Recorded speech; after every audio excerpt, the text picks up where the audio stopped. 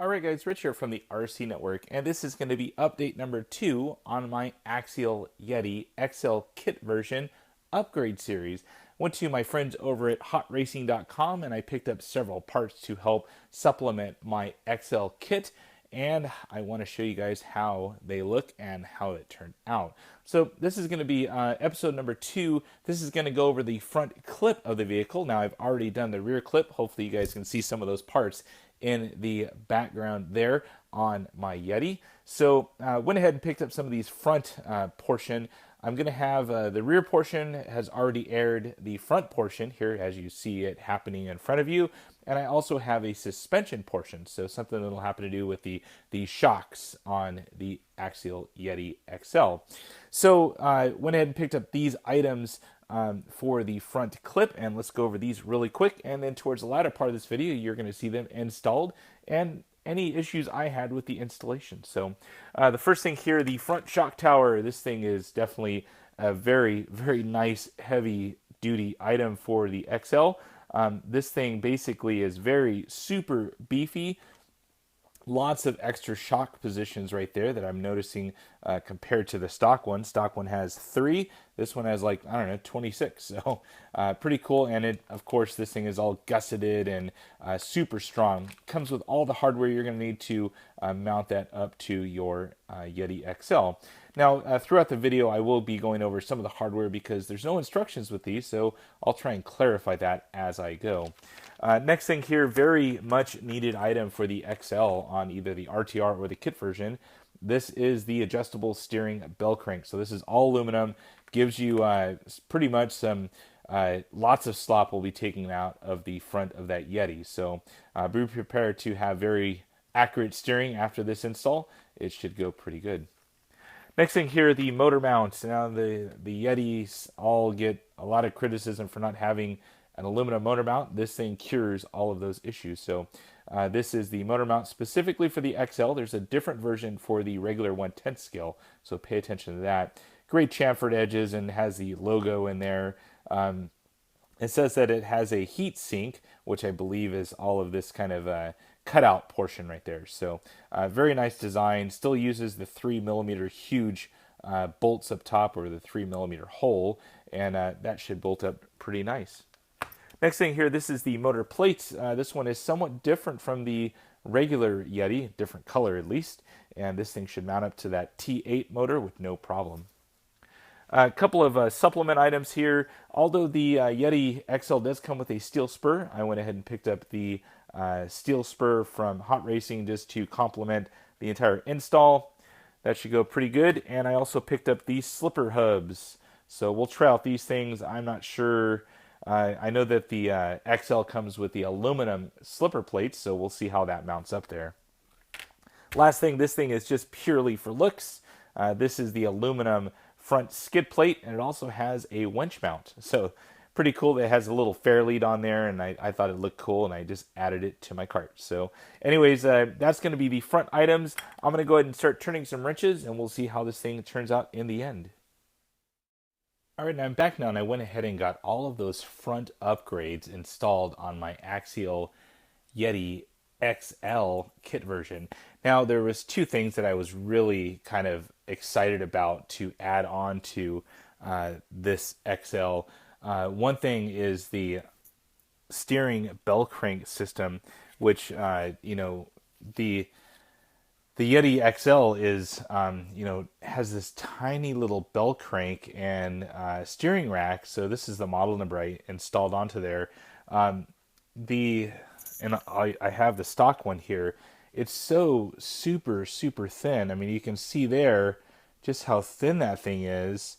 I mean, it's literally, it's probably 3.5 millimeters thick and maybe 5 millimeters wide, and all plastic, and rides on plastic posts. It does have ball bearings, which is a good thing. That all transferred over to the aluminum one from Hot Racing. But just that was the one thing that I really didn't like about the XL, be it the RTR or the kit version. So anyways, that is now gone. The other thing that you're going to notice that is a little bit different from the parts I described in the first part of this video was I went ahead and I actually ordered this. I kind of forgot about it, and it ended up showing up. It was actually on back order, and it was this part right here. It's the front bulkhead cover.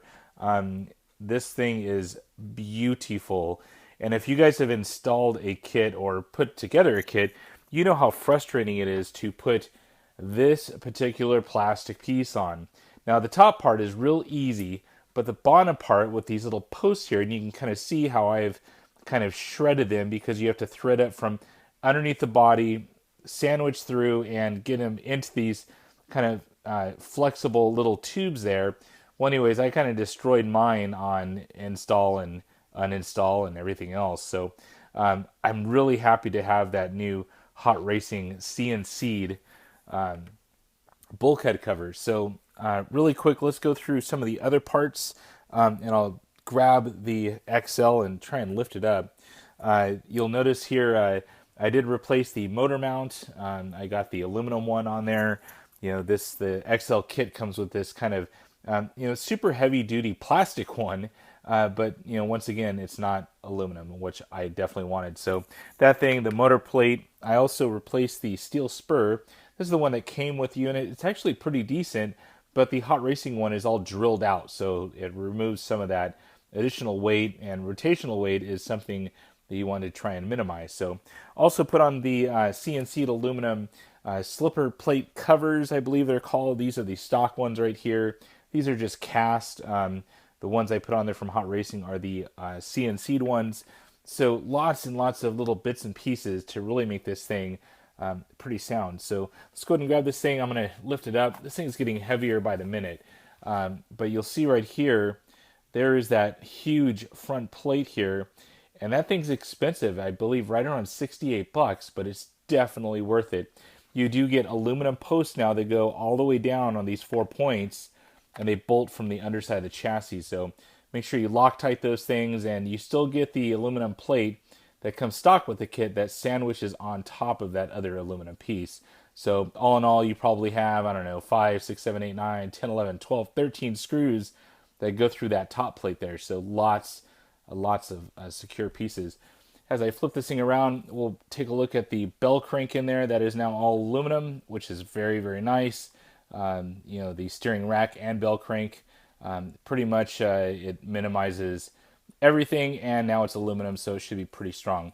Now the Hot Racing one actually came with 2 different spring rates. I just left the stock one in there. I believe it does come with a heavier duty one as well. So we'll on down the line we'll kind of mess with that.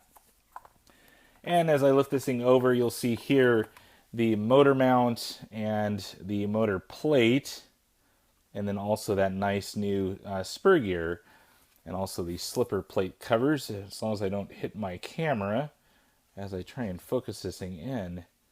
It doesn't want to focus for us. So anyways, well, that is it. If you want to see detailed photos of all of this stuff, I have a huge thread over at rccrawler.com. You can check out kind of stock versus upgrade, comparisons of all the items, and really cool thread. And I've also posted some pictures on my Facebook page, so definitely take a look at that.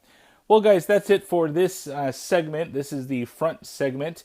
I just completed the rear, so the front's done. Now we're going to move on to some additional rear items and also those suspension items. So the shock springs, also the actual functioning piggyback caps, the aluminum ones from Hot Racing as well. So that'll be on the next segment, so stay tuned for that. Well, till then, guys, comments and questions on down below, and as always, thumbs up and subscribe. That's it for now, guys. Over and out.